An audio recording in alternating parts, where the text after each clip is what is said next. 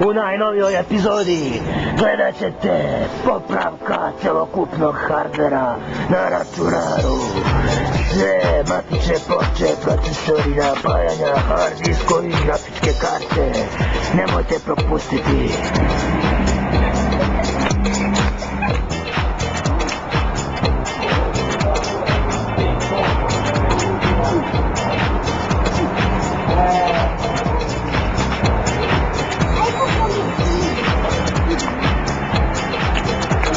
Za sljedeću popravku tu imamo dva asistenta koji će nam pomoći u otklanjanju grešaka na hardveru.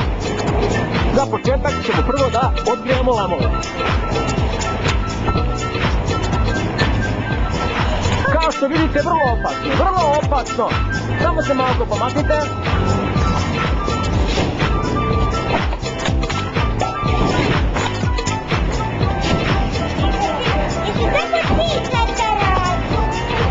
Ne možemo da ugasimo. To je požar. Strašno, hardver. Hoćeš o hardver. Nisam. Ne možemo da ugasimo. Pošto puca su kondenzatori. Ništa se ne bojte.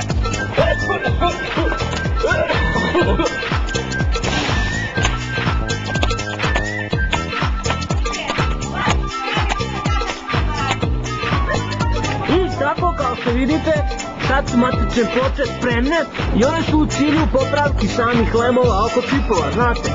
Jer većina kvarova koji nastaju usled rada računara, one se uglavnom pojavljuju zbog, kako kažu, loših lemova. Mi smo sa ovim svaki lem odgrijali i oni se sada hlade.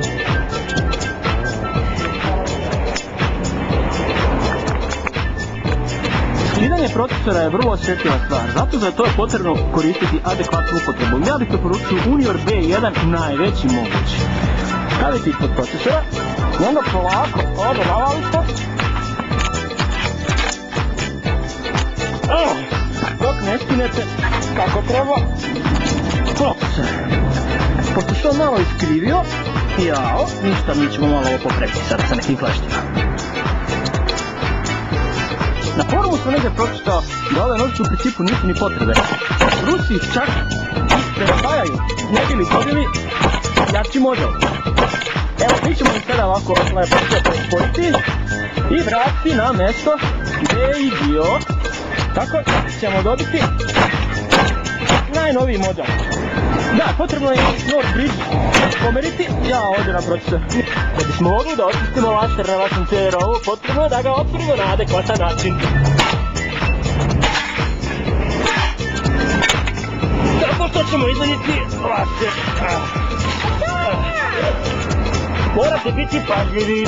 Vidite, ovo je laser i u tom laseru se nalazi sve što je potrebno da počita laserom. Samo molim vas, budite pažljivi s ovim dijelovima, jer ponekad ovo zna da si iskopčani na njega. Vidite, ovo nije potrebno, to je višak. Kao što vidite, ovo je laser koji smo upravo izvedeli s CD-ROM-a. Njega je potrebno očistiti, ali kao što vidite je vrlo teško pristupačno. Možete zato da uzmete ova kleštanca i da izvedite lepo pažljivo ovu optiku. Odvojite je i ispod toga imate još jednu optiku, kao što se vidi ovdje, to je ova. I nju ćete pažljivo očistiti, možda sa nekim razđivačem ili tako nekim sličnim. Evo, da, naravno i prizmu se skida također. I zato je neophodno primijeniti staru pozitivnu metodu sa vatrom. Vatra će ubiti sve što može da postoji opasno. Naravno, to je prašina, to su piljavštine. Tako, otkloniti svaku sumnju. I na kraju, naravno, ovaj laser ćemo da vratimo na mjesto tamo gdje je i bio. Otprilike ovdje negdje je on bio. Uzmemo sasvim ovako ovo sve. Ispravimo stiti.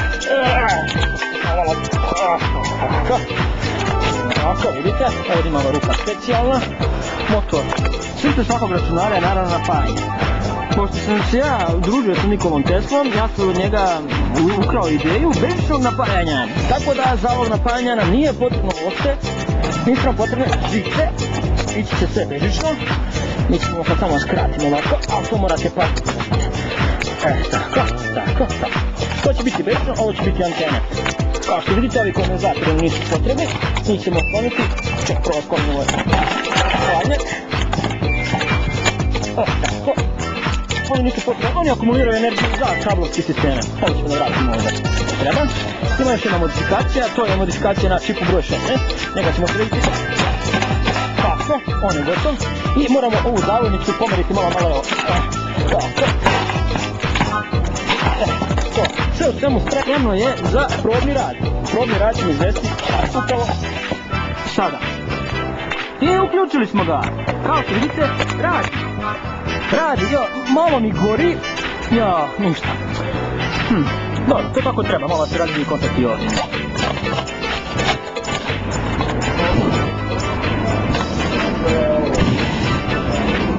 Hajde!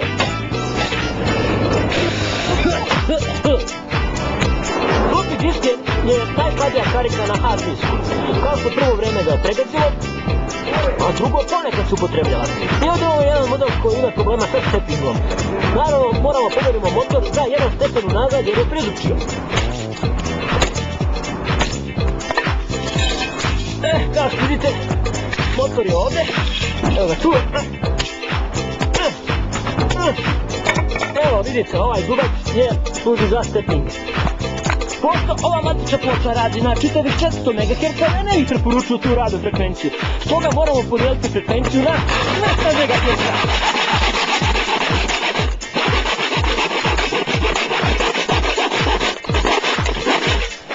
Prepolovili smo ove module za RAM i otklonili smo ceo deo. Sada će kompjuter raditi na 200 MHz, čitavih. B sektori. Stara muka hardverska. I njih ćemo rešiti uskoro. U prošloj epizodi ste gledali kako se rešavaju B sektori. I u ovoj ćemo epizodi isto kako rešiti na adekvatan način uz pomoć satelice.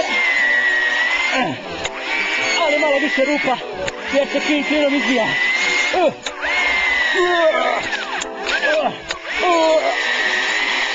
Tako. Pazite samo na piljinu, molim vas. Spreman za upotrebu. Sigurno je svako od vas imao problema sa mrežnom karticom. Naravno, to su problemi firewalla. Mi smo na taj način isto rešili na ovo. Tako što smo firewall unijeli u samu mrežnu karticu na samom početku. Potrebno je malo samo da se razgori.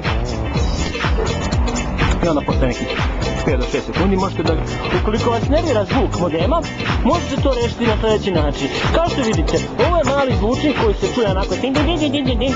Vi uzmete lepo šapulicu i ovaj zvučnik lepo ga isključite. Kao što vidite, on ima ovdje neke žice, neke zavoje i više neće zvoniti sigurno. Znači, gledam, to je nakaš. Onda ovaj lepo modem možete da vratite u vaš računar. Sigurno vas je desilo da imate problema sa grafičkom. Ukoliko u BIOSu piše da morate da promenite grafik temperature size, ja bih vam preporučio da vi to sami uradite. Uzmete grafičku kartu, uzmete testeru i prepolovite memoriju. Kao što vidite, vrlo uspešan podvig. Izveli smo da prepolovimo grafičku memoriju sa ove strane. Jao, pa ovdje više nema memorije. Ukoliko imate problema sa baterijom na matičnoj ploči, ona može da se reši na dva načina. Ili da kupite originalnu bateriju koja se stavlja u ležište, ili da izvršite improvizaciju. Ja sam naravno izvršio improvizaciju. Upotrebit ću kondenzator koji sam izbacio iz napajanja.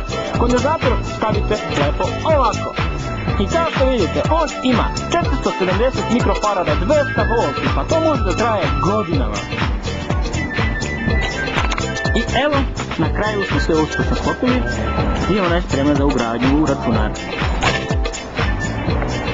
I konačno, na kraju, završili smo, napravili smo, spojili smo CD-ROM, hard disk, koje smo ponuli bez sektore, floppy je tu, napajanje tu, tu je matična ploča, tu je i hladnjak, tu je grafička karta sa polovinom grafičke aparature, tu je modem bez ujanja i tu je mrežna kartica sa hardverskim firewallom.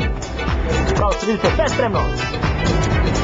I posle duge neprospavane noći i duge integracije samih svih komponenata, uspeli smo da sastavimo sve u jedno kućište. I kao što vidite, Računar radi, potpunosti je ispravan.